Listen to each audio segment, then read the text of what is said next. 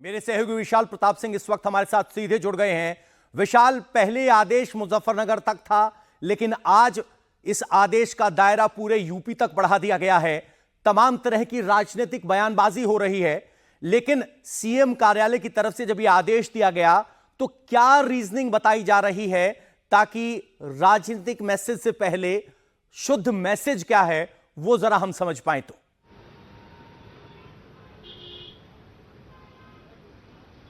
देखिए पवन, मुख्यमंत्री कार्यालय की तरफ से अब से लगभग 2 घंटे पहले ये निर्देश जारी किया गया है, जिसमें ये साफ मेंशन किया गया है कि न सिर्फ पश्चिमी उत्तर प्रदेश के मुजफ्फरनगर और सहारनपुर, बल्कि पूरे उत्तर प्रदेश में कांवड़ यात्रा के जो रूट है, जिसपे कांवड़ी जाते हैं अपनी आस्था का उन्माद करने के लिए और आस्था को प्रदर्शन करने के लिए, तो निश्चित तौर पर ये कहा जा सकता है कि उसमें जो वर्ड मेंशन किया गया है प्रारंभिक आदेश में पवन, उसमें इस बात का जिक्र किया गया है कि उनकी आस्था की शुचिता बरकरार रहे। इसको लेकर के जहाँ भी वो खाएं, जहाँ भी वो पिएं, जहाँ भी वो बैठें, उन्हें पता होना चाहिए कि सामने वाले का नाम क्या है, सामने वाले की पहचान क्या है, और इसके पीछे मकसद सिर्फ इतना है कि वो जहाँ भी जाते हैं, जिसके पास भी जाते हैं, जिसके साथ सामान खरीद के खाते हैं, वो कौन है, उसकी पहचान क्या है। तो जो मकसद है वो इस तरीके का है और बिल्कुल सीधा सीधा है। हालांकि जब मकसद कोई भी होता है उसके पीछे विपक्ष अपने तर्क जरूर देता है, और इसी वजह से इस पूरे मामले को लेकर के विपक्ष ने सवाल उठाना शुरू किया, योगी आदित्यनाथ की सरकार को घेरने की शुरुआत की। लेकिन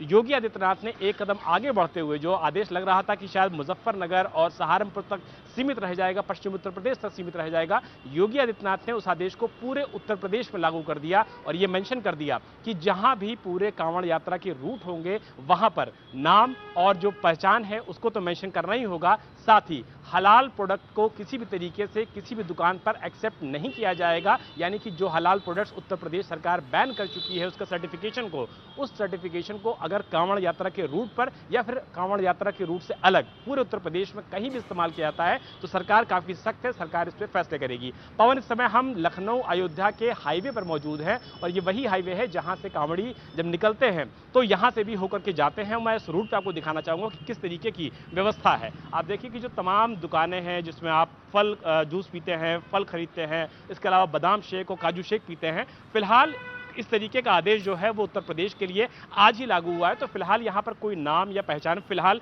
लिखी नहीं हुई है। फ्रूट जूस कॉर्नर सिर्फ इतना मेंशन, जो कि आमतौर पर हमेशा मेंशन होता है, कोई इसमें नई बात नहीं है। लेकिन अब चूंकि सरकार की तरफ से नया आदेश है, ये लखनऊ अयोध्या का हाईवे है जहां से कांवड़ियां होकर के गुजरते हैं, तो निश्चित तौर पर इस आदेश के लिए आने वाले समय में जो दुकानदार के लोग हैं वो भी चाहते हैं कि इस तरीके की अगर बात किया जाए तो बहुत ज़्यादा उसमें ऐतराज़ नहीं है। भैया, क्या नाम है आपका?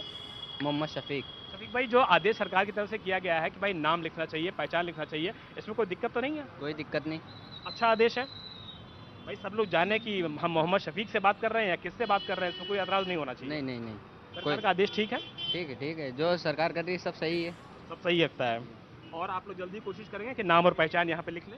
जी जी। जब कांवड़ियाँ निकलते हैं तो कई बार देखा जाता है कि मुस्लिम समुदाय के लोग भी उनका स्वागत करते हैं, उनको फूल देते हैं, तो जो गंगा जमनी तहजीब है लखनऊ की, उसके बारे में जरा बताइए।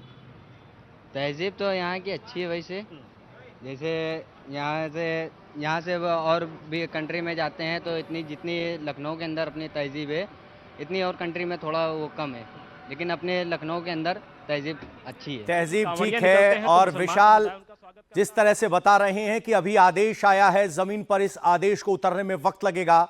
मुजफ्फरनगर पुलिस ये साफ कर चुकी है कि दुकानदारों को उनकी मर्जी से नाम लगाने को कहा गया है।